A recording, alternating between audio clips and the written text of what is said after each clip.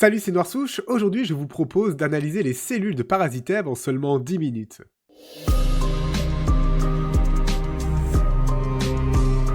Vous vous êtes jamais demandé ce que ça ferait de mélanger du Resident Evil à du Final Fantasy? Final Evil? Non. Resident Fantasy? Non! Le studio Square, lui, l'a fait. Et ça a donné naissance à Parasitev, un petit ovni qui se voulait combiner la tension d'un survival horror et les mécanismes exigeants d'un RPG. Sorti en 1998 sur PlayStation, Parasitev nous offre une expérience unique que je vous propose de découvrir aujourd'hui avec moi. Le jeu s'ouvre la veille de Noël en plein Manhattan. Reprenons. Le jeu s'ouvre la veille de Noël en plein Manhattan. Aya Brea, une jeune recrue de la police de New York, s'accorde une petite soirée de répit pour assister à un opéra au Carnegie Hall à l'occasion d'un petit date. Bah quoi? C'est pas parce qu'ils avaient pas de Tinder qu'ils pouvaient pas pécho, hein? Un vrai conte de Noël donc? Pas vraiment. Au cours d'un chant endiablé de l'actrice principale, la pièce tourne au cauchemar. La voix de la chanteuse s'élève, pure, hypnotique, presque divine, et la salle commence à s'embraser. Littéralement, c'est le chaos autour de vous. Les gens hurlent, brûlent, cette combustion instantanée se propage dans toute la salle. Seule l'inspectrice que vous incarnez et la chanteuse semblent immunisées à ce pouvoir. Au diable votre date, vos réflexes de policière se ravivent. Vous affrontez alors sur scène Melissa Pierce, qui est dotée de pouvoirs surnaturels. Au terme de votre premier combat, cette femme envoûtante vous révèle sa vraie identité, Eve. Vous semblez la connaître, mais seulement des flashs d'une petite fille sur un lit d'hôpital vous revient en tête. Vous poursuivez alors cette femme à travers les couloirs et les pièces de l'opéra, entrecoupées de combats contre des créatures hideuses issues de mutations génétiques innommables. Au cours d'une discussion, Eve proclame que les mitochondries vont se libérer. Et vous assistez alors à la transformation de Eve en une créature organique abominable. Eve finit par s'échapper, vous laissant seul avec vos questions. Cette veille de Noël, Manhattan a été le témoin d'un événement qui pourrait sceller le sort de l'humanité. Et seule Aya Brea que vous incarnez pourrait s'opposer à cette finalité. L'histoire de Parasitev est narrée à travers une enquête policière menée par Aya Brea. C'est vraiment l'héroïne badass par excellence. Pas de petite tenue affriolante ou de tenue sexy, alors sauf pour l'opéra. Aya colle des torgnoles à ses ennemis en manteau et en blue jean. Badass. Elle peut compter sur Daniel, son coéquipier du NYPD, un flic bourru au grand cœur, et Maeda, un scientifique japonais qui nous apporte une expertise scientifique, et nous fourgue des putains de porte-bonheur dont on ne peut pas se débarrasser et prendre la place dans notre inventaire.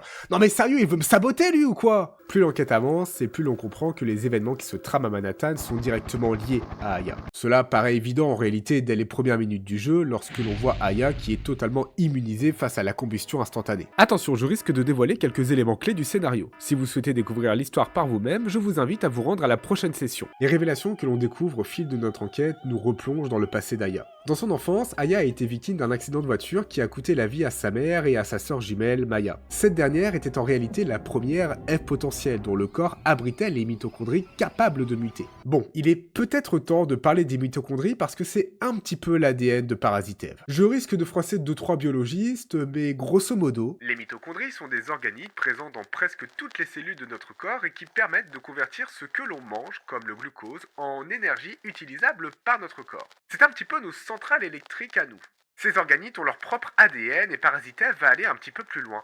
Et si en prime, elles avaient leur propre volonté et étaient capables de muter afin de prendre contrôle de leur hôte. Suite au décès de notre sœur, ces organes ont été transplantés dans le corps de Melissa Pierce, qui est donc devenue Eve et qui nous attaque tout au long du jeu, mais également dans le corps d'Aya. À la différence de Melissa, les cellules de notre sœur décident de nous protéger et non de nous consumer. Le tout est structuré autour d'un rythme narratif en 6 jours qui donne un aspect roman feuilleton intéressant, une sorte de compte à rebours pour la survie de l'humanité. Bref, de quoi susciter notre intérêt jusqu'à la fin du jeu.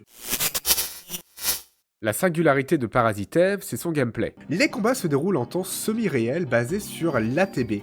L'Active Time Battle. Vous devrez attendre que votre barre d'action soit pleine pour pouvoir attaquer, utiliser une compétence ou un objet. Pendant ce temps, vous êtes totalement libre de vos mouvements, ce qui vous permet d'esquiver ou de vous rapprocher de vos ennemis afin de vous assurer d'être à bonne portée. La zone d'action est délimitée par ce petit cône et le temps se fige pour laisser place à la réflexion. La portée, les dégâts, la rapidité de l'arme ainsi que le nombre de munitions seront déterminés par l'arme que vous choisirez. La gestion des armes est cependant quelque peu compliquée à cerner. Non mais sérieux, je suis censé faire quoi là? Bon, une fois que vous avez compris que Parasitev vous permet de transférer les bonus d'une arme à une autre grâce à un outil de modification, vous aurez de quoi transformer un véritable pétard mouillé en gros calibre. Toute allusion sexuelle est totalement fortuite et n'engage que votre esprit mal placé. Cordialement, la direction. Une seconde barre essentielle pour la compréhension du jeu, c'est votre énergie parasitaire. Votre mana, quoi, on va pas s'embêter. Cette barre est essentielle parce qu'elle vous permet d'utiliser vos différentes compétences que vous allez acquérir en montant de niveau, comme dans un RPG classique. Les compétences sont relativement variées. Le soin vous permet de regagner quelques PV, tir d'énergie inflige d'importants dégâts à une cible, antidote vous soigne du poison, hâte accélère la régénération de votre barre d'action et vos mouvements, même si soyons honnêtes, le jeu est tellement compliqué que dans vos débuts, vous n'allez faire que spammer le soin. Ou alors je suis juste nul. Mais parce que les combats sont super durs. Ils se déroulent dans des endroits confinés, des couloirs étroits, des salles fermées, et vous avez à peine le temps d'esquiver. Le jeu adore vous voir souffrir. De nombreux ennemis vous infligent des afflictions comme le poison qui vous tue petit à petit, ou encore la cécité qui réduit votre portée à 0.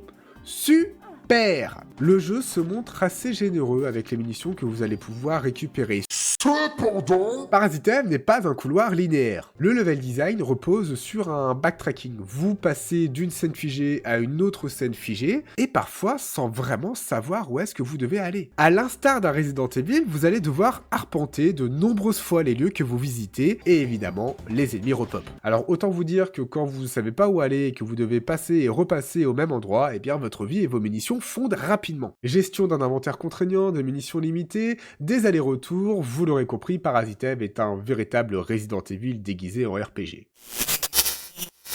Parasitev vous plonge au cœur même de Manhattan. Le musée d'histoire naturelle, le Carnegie Hall, le commissariat, ces endroits sont inspirés de lieux réels. Vous pouvez réellement les voir si vous vous rendez dans la ville de New York. Même l'hôpital Saint-Francis qui abrite la banque de sperme. Ne posez pas de questions.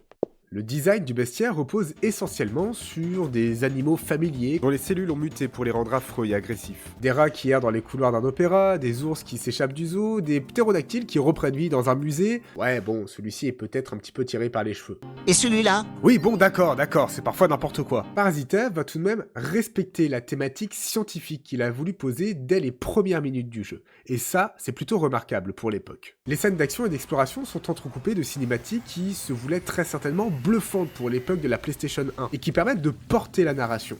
Bon, par contre, lorsque le jeu passe d'une cinématique au jeu, le retour à la réalité est plutôt brutal. Les musiques composées par Yoko Shimomura, qui a notamment travaillé pour les Kingdom Hearts, reposent sur des tonalités électro et variées. On retrouve des musiques rythmées pour les combats, et des musiques plus tendues et mystérieuses pour l'exploration. Les musiques collent parfaitement à l'ambiance pour lesquelles elles ont été pensées. Le chant lyrique d'Eve reste l'élément sonore que j'ai le plus apprécié du jeu. Je ne sais pas pourquoi, je trouve que ça colle parfaitement bien au personnage d'Eve. J'aime beaucoup cette folie que ça annonce. J'adore. Le gros bémol du jeu, c'est vraiment ce silence, mais assourdissant, lors des dialogues. Par fainéantise ou par commodité, je ne sais pas trop, Square a décidé de ne donner aucune voix à ses personnages.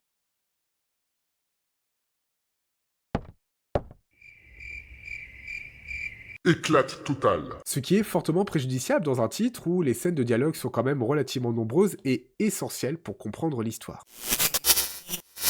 Parasitev s'inspire du roman de science-fiction du même nom écrit par Hideaki Sena en 1995. Le roman s'inspire d'œuvres littéraires comme Frankenstein avec un rythme moins soutenu que le jeu et plus lent, au cours duquel on suivra la découverte des mitochondries Eve et de leur tentative de s'affranchir de leur hôte. Le jeu Parasitev est en réalité une suite du roman dans laquelle la manipulation des mitochondries a donné naissance à des êtres transfigurés. Et c'est de là que va naître l'horreur de Parasitev, une horreur biologique, viscérale. Comme on avait déjà pu le voir sur Silent Hill 1, l'horreur japonaise va reposer sur une horreur beaucoup plus conceptuelle et dérangeante. Silent Hill explorait la psyché, Parasitev va explorer le corps. Autant être franc avec vous, l'horreur biologique suscitée par Parasitev n'a pas été très efficace sur moi. Le jeu mise sur l'angoisse de mutation, mais avec des graphismes polygonaux et une narration qui se veut lente. Les joueurs contemporains sont habitués à des sensations immédiates et surtout à des transmutations bien plus réalistes, portées par des graphismes à la pointe de la technologie. Mais on ne peut que souligner la démarche unique et l'audace dont Parasitev a fait preuve. Des humains qui s'embrasent spontanément ou qui fondent dans une masse informe, des animaux qui se tordent pour devenir des créatures difformes, c'est ça qui fait le charme de Parasitev. Vous l'aurez compris, Parasitev a fait le choix pour son premier opus de tout miser sur l'expérimentation. L'expérimentation de faire d'un jeu vidéo la suite directe d'un roman. L'expérimentation d'une horreur organique. L'expérimentation d'introduire la science dans un jeu vidéo. Le scénario lui-même met l'expérimentation au cœur de son intrigue. Alors oui, l'opus n'est pas parfait. Parasitev manque parfois de lisibilité, que ce soit dans son scénario ou dans son gameplay. Mais il ose, et c'est cette audace qui le rend si unique. Je pense que beaucoup d'entre vous, moi y compris, sont passés à côté de ce petit chef-d'œuvre qui n'a pas eu le succès qu'il mérite, mais qui a suffisamment réussi à se faire une place sur certaines étagères pour donner naissance à 2 suites. Qu'on ne manquera pas de faire ici. C'est la fin de cette vidéo. Si jamais vous connaissiez Parasitev, faites-le moi savoir en commentaire. N'hésitez pas à vous abonner et à mettre un pouce bleu, ça aidera énormément la chaîne. J'espère que vous avez apprécié cet épisode. Je vous dis à la prochaine pour un nouveau jeu. Ciao ciao.